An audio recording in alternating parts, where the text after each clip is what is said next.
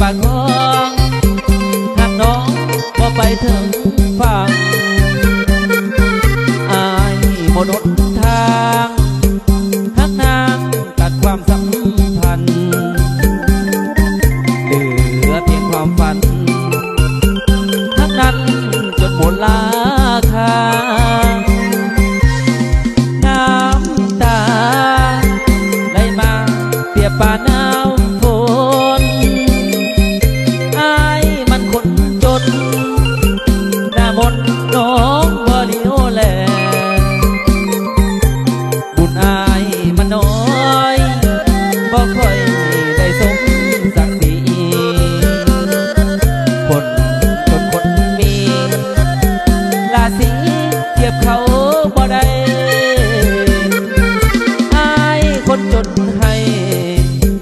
สามใบเจ้าจึงบางเหมือนย้อนอายประเสริฐปัญหาขาดเกินเงินคำยอมหลีกทางให้วัดใจจะได้สุขสันต์บ่คิดบ่ฝันสองเฮานั้นจะได้แยกทางหานางเส้นทางเป็นไปบ่ได้อายขออวยใส่ให้น้องไปดีกับเขาภาพถ่ายสองเขาที่ขอเก็บไว้ภายในหักหมดหัวใจแต่น้องต้องมาแย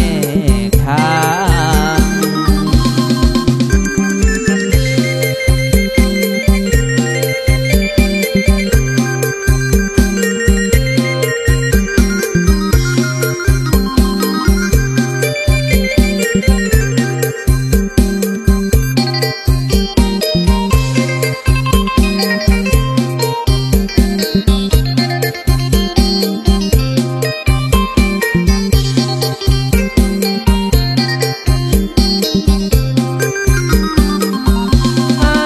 คนจนให้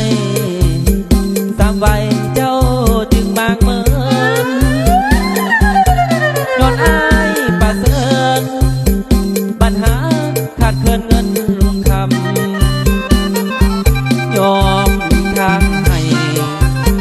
วัดใจจะได้สุขสันต์บ่คิดบ่ฝัน